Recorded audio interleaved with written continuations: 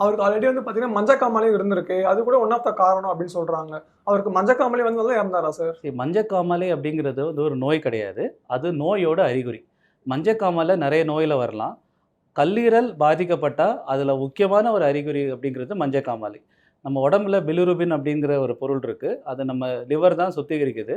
அந்த bilirubin level நார்மலா 1 to 2 level வரைக்கும் இருக்கும். அந்த லெவல் 3 அந்த மாரி தாண்டும்போது, நம்ம கண்ணெல்லாம் மஞ்சையாயிட்டு, நம்ம யூரின்லாம் மஞ்சையாக தெரியுது. அதுதான் மஞ்சக்காமாலைன்னு சொல்றோம். லிவர் தவிர பார்த்தீங்கன்னா, சில சமயம் இரத்த அணுக்கள் வேகமா உடைஞ்சு போறதுனால, ஹீமோலிட்டிக் அனீமியான்னு சொல்லுவாங்க. அதனாலயும், இல்லன்னா பித்தப்பையில கல் இருந்து அதனால ஒரு பாதிப்பு வந்தாலோ, இல்லன்னா கணையம் பாதிப்பு இருந்தாலோ, கணையத்தில புற்றுநோய், இல்லன்னா பித்த நாளத்தில புற்றுநோய் அந்த மாரி இருந்தா கூட, இந்த ஜாண்டிஸ் அப்படிங்கிற பிரச்சனை வரலாம். ஸோ கல்லீரல் பாதிக்கிறதுனாலயும் அது அறிகுறி. ஸோ ஜாண்டிஸ்ங்கிறது நெறைய இருக்கிறதுனால, இவருக்கு இந்த மஞ்சக்காமாலை வந்தது வந்து கல்லீரல் பாதிச்சனால இந்த அ அவருக்கு அந்த ஜாண்டிஸ் வந்திருக்கு. ஜாண்டிஸ் வந்துருச்சு சார். ஆனா அவனுக்கு சரியாயிடுச்சு. அதுக்கப்புறம் வந்து நார்மலா தான் இருந்தாரு. ஜிம்லாம் போனாரு, எக்சர்சைஸ்லாம் பண்ணாரு. அதுக்கப்புறம் எப்படி சார் திரும்ப அகைன் வந்துச்சு?